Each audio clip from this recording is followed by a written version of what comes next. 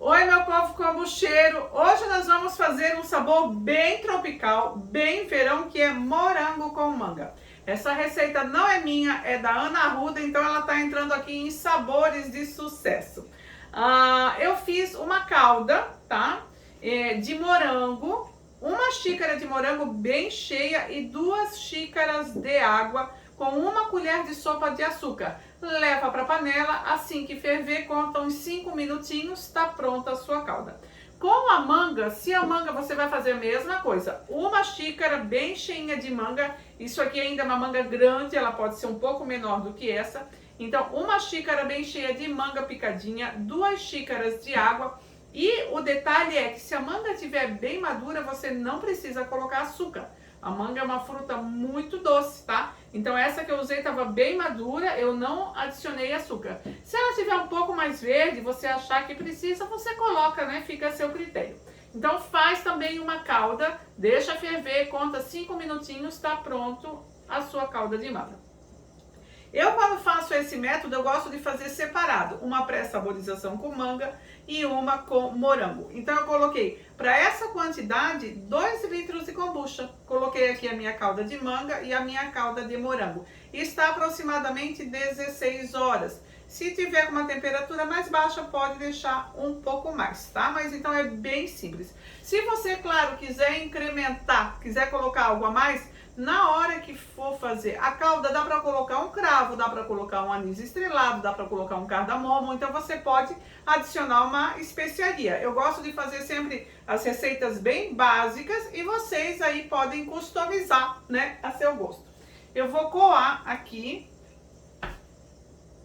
o meu kombucha.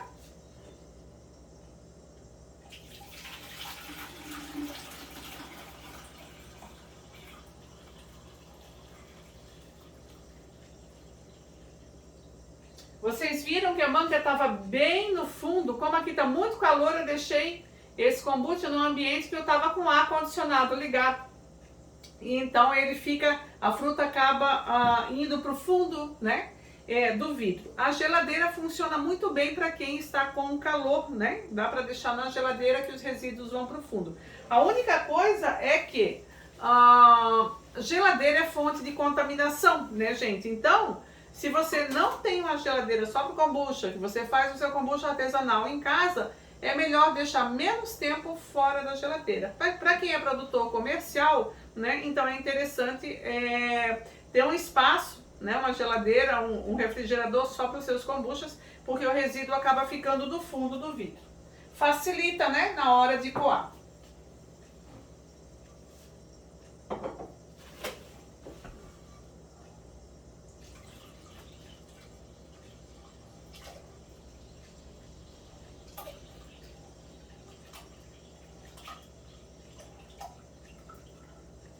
Esse morango que eu tenho aqui na xícara, ele tá congelado, tá, gente? Então eu usei aqui morango fresco, comprei ontem, usei e congelei o restante. Antes de congelar, eu tirei todas as folhinhas e eu lavei bem, higienizei bem. Então, se quiser utilizar a fruta fresca, ela pode ir direto congelado, tira do freezer e pode colocar no vidro. Eu sempre comento que, para quem não assistiu, né, os meus outros vídeos, quando você usa a fruta fresca, que ela não passa por cozimento, o kombucha ele acaba tendo uma validade menor, né? E quando você passa pelo cozimento, você estabiliza a tua bebida e ela vai te durar 3 meses, 4 meses, você dá uma validade maior. Então, às vezes, dependendo do sabor que eu não comercializo kombucha, né, gente?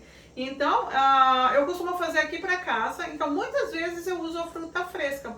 Eu opto por fazer o cozimento quando eu faço uma quantidade maior, né? Então eu gosto de fazer o cozimento. E também tem frutas que têm necessidade, que se você não fizer o processo de cozimento, ela vai fermentar demais, porque tem muitas leveduras selvagens, como o abacaxi, por exemplo, né? Então tem frutas que se faz necessário, porque senão você vai ter depois um kombucha que vai ficar muito super gaseificado e que vai ter uma validade curta. Então depende muito da fruta também.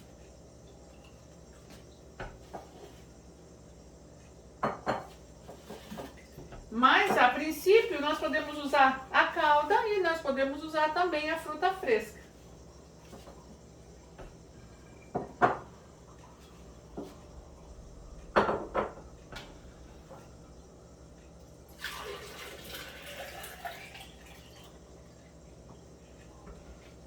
Para quem não assistiu, eu tenho um vídeo aqui também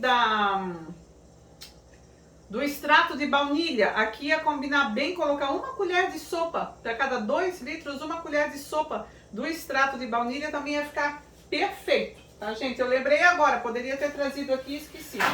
Eu tenho o meu pronto há mais de 1 ano, ele tá assim, divino, de tão saboroso, tanto sabor da baunilha que extraiu nesse tempo. Mas é uma receita bem básica. Se você está iniciando no kombucha, está chegando agora nesse vídeo, eu tenho o vídeo já da primeira fermentação, onde você começa, a segunda fermentação com os sucos, então vale a pena dar uma passeada pelo canal, encontrar os primeiros vídeos. Isso aqui que nós estamos fazendo é a primeira fermentação do kombucha e então a saborização. Nós estamos saborizando hoje, né, nesse caso com frutas. E nós vamos colocar agora na garrafa e vamos deixar fora da geladeira. Esse processo, esse tempo fora da geladeira, que pode ficar entre 2 dias, 3 dias, 4 dias, no inverno até mais, nós chamamos de segunda fermentação. Ou seja, opa, vai derramar. Eu me distraí, olha só. Me distraí, né, gente? Então, nós chamamos esse processo agora na garrafa de segunda fermentação, ou seja, é o tempo que ele passa fora da geladeira para acumular gás. E isso o tempo varia conforme a temperatura e conforme a quantidade de açúcar que nós temos aqui na bebida, na fruta, né?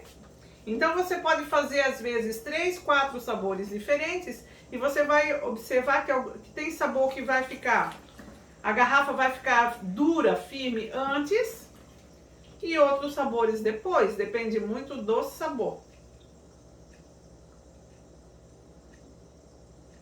Mas enfim, agora a garrafinha fica fora da geladeira, em temperatura ambiente, entre 2 a 3 dias e você vai diariamente checar a garrafa, vai apertar ela. Ela tá bem mole ainda aqui, bem flexível.